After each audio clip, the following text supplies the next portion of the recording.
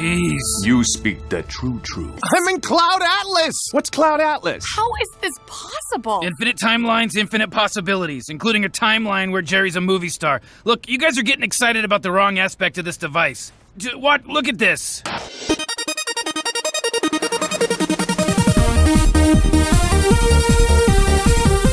I'm walking here!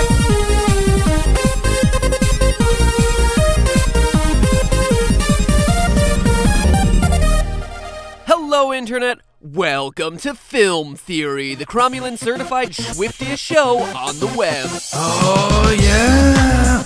You gotta get swifty. But you know what's decidedly not swifty? That we still have months to wait before we can feast our eyes on Season 3 of one of the best shows on TV right now, Rick and Morty. Man, if only I could get my hands on Rick's portal gun and travel to an alternate dimension where the episodes are already out. Actually, come to think of it, if I had a portal gun, I'd probably use it for other things. There were a lot of attractive women there, Morty, and they all wanted time with me. One of the reasons I love this show so much is how it's always dropping really smart, nerdy jokes about reality, science, and philosophy, but isn't above some good old-fashioned toilet humor. What? Rick, no, you can't! Too late, Morty, the hole's opening. No, Rick, you don't understand!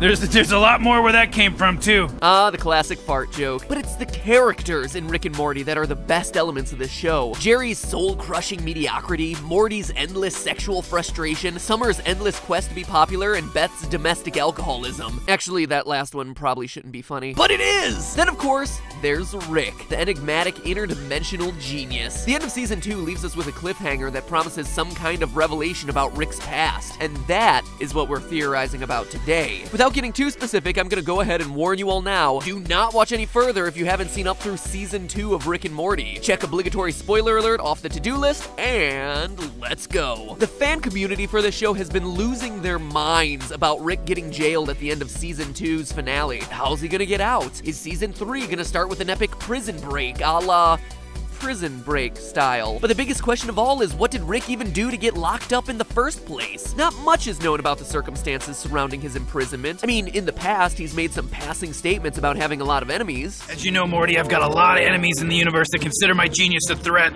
Galactic terrorists, a few subgalactic dictators, most of the entire intergalactic government. Wherever you find people with heads up their asses. And at Bird Person's wedding, he graces Beth with some casual wedding chatter. The road your father and I walk together is soaked deeply with the blood of both friends and enemies. Must be nice. Then, right before the vows are given, it turns out Summer's friend Tammy is an undercover narc for the Galactic Federation, and her wooing of Bird Person was all just an elaborate ruse to trap Rick and throw him into the big house. And that's it. That's all we know. We don't really know the specifics of why Rick is labeled as a terrorist. It's widely accepted that the show's creators are withholding the answers to these questions, waiting until the new episodes come out to reveal the specifics about Rick's mysterious past. But screw that, why wait for them? What if the answer to Rick's misdeeds are right in front of us already? Hang on to your head hats, because I'm about to show you what I got. Because honestly, I think I got it all figured out. First, here's a clip from the Season 2 finale. What are you in for? Everything. I don't think Rick is being dismissive here. Rick is in prison because he hasn't just broken laws, he's broken entire systems of laws, and the realities that harbored them. Rick is labeled a terrorist and thrown into prison because he is literally a serial destroyer of worlds. That's my theory anyway. Does it sound like a stretch? It's not. For a prime example of Rick's nonchalant world-destroying antics, we only need to look at the end of the infamous episode Rick Potion number 9. It goes like this. Morty realizes it's gonna take a lot more than an evening of Netflix and chill to get Jessica to be his girlfriend, so he asks Rick to brew him a love potion. When the potion's effects accidentally spread to the entire town, Rick's attempt at a cure doesn't quite go as planned. The entire town gets transformed into classic 80s horror movie nightmares, and after another failed attempt at a cure, the whole world becomes infected. So what do Rick and Morty do? He finds a dimension that is exactly like his current dimension, save for two things. One, the attempt to cure the world of the virus is successful, and two, the Rick and Morty of that respective universe are seconds away from death. That way, Rick and Morty from the infected reality can simply bury the bodies of the deceased Rick and Morty Morty take their place and go on with their lives. Now, you might be thinking that this is a really contrived solution to the show's problem. It's awfully convenient that a reality exists in which everything is the same except for those two variables. I mean, what are the chances that such a reality would even exist? Well, according to the canon of the show, the odds are practically 100%. There's an infinite number of realities, Morty. Let me explain. The series Rick and Morty appears to adhere to what's known as Everett's interpretation of quantum mechanics, better known as the many worlds interpretation. Before many worlds, reality was always viewed as a single unfolding history, a timeline where one event leads to another, leads to the next. Everett's interpretation, however, proposed that reality is much less like a line and more like a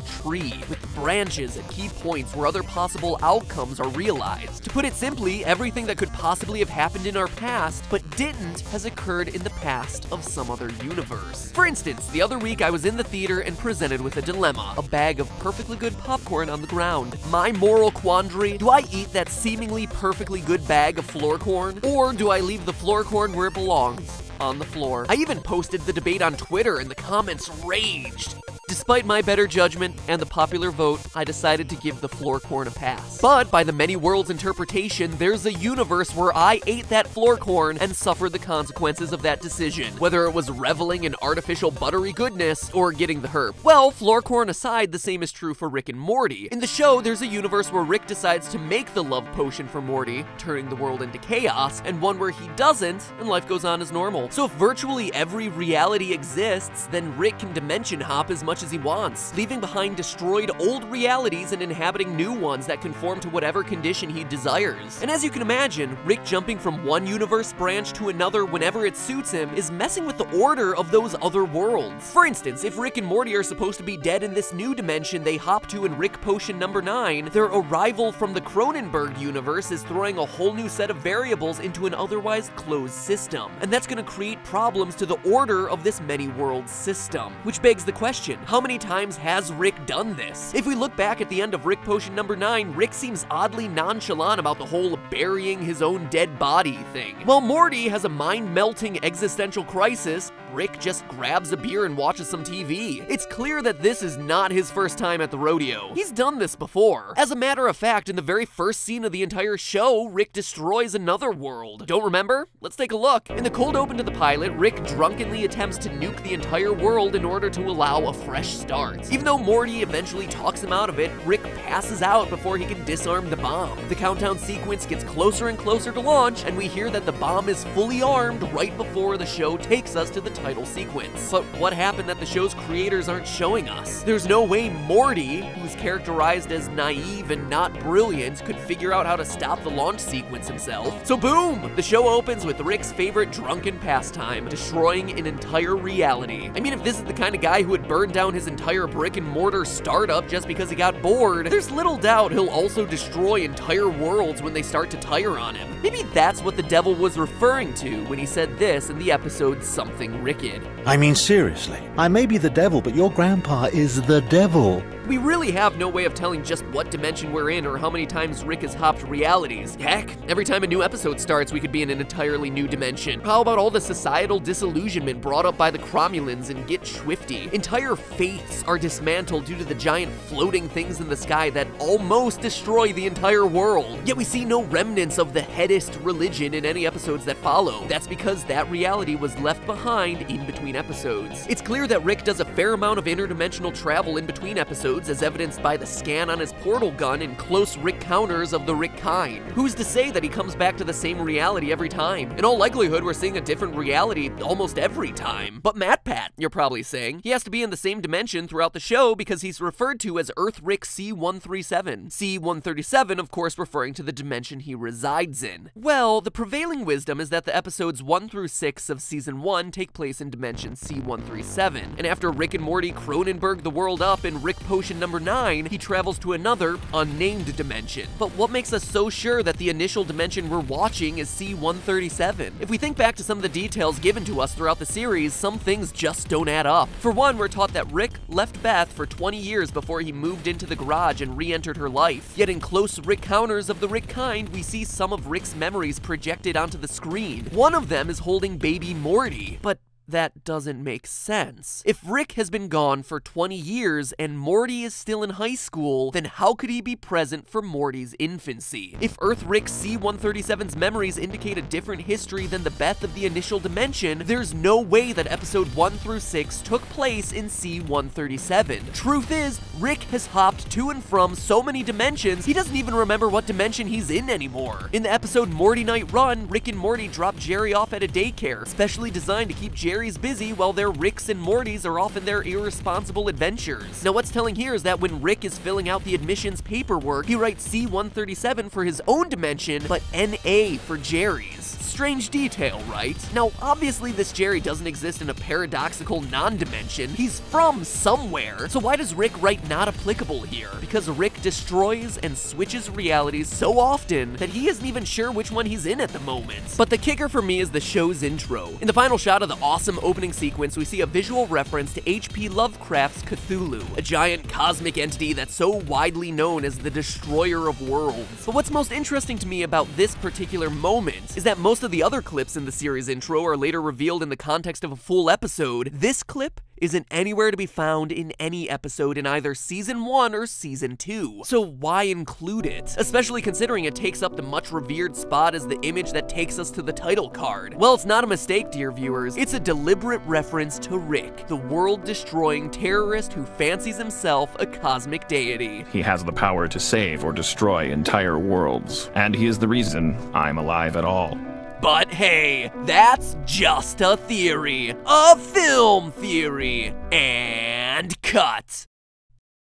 If you want more Swifty Rick and Morty action, click here to check out my friends at Wisecrack and their video on the philosophy of Rick and Morty. If you like this video, you'll love that one, covering everything from cosmic body horror to Jerry being the everyman. And finally, before you go, aim your portal gun right here to subscribe to the Film Theorists. Why would you do that? Well, duh, for more cool videos like this. You made it this deep into the video, so you must have really liked it. So why not keep the notifications coming? I mean, next episode is gonna be all about a Marvel movie that I think everyone's really excited about. So if you want to subscribe to make sure that that one winds up in your feed, it wouldn't be a bad idea. Just saying. Make the smart call. Subscribe.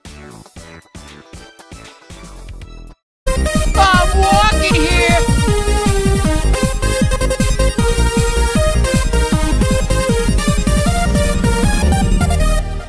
Hello, Internet. Welcome to Film Theory, the cromulent certified swiftiest show on the web. Oh, yeah!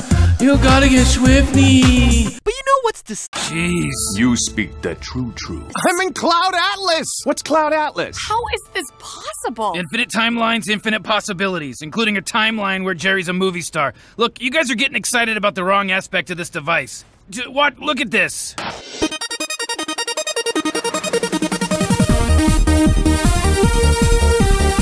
elements of this show. Jerry's soul-crushing mediocrity, Morty's endless sexual frustration, Summer's endless quest to be popular, and Beth's domestic alcoholism. Actually, that last one probably shouldn't be funny, but it is! Then, of course, there's Rick, the enigmatic interdimensional genius. The end of Season 2 leaves us with a cliffhanger that promises some kind of revelation about Rick. One of the reasons I love this show so much is how it's always dropping really smart, nerdy jokes about reality, science, and philosophy, but isn't above some good old-fashioned toilet humor. What? Rick, no, you can't! Too late, Morty, the hole's opening. No, Rick, you don't understand!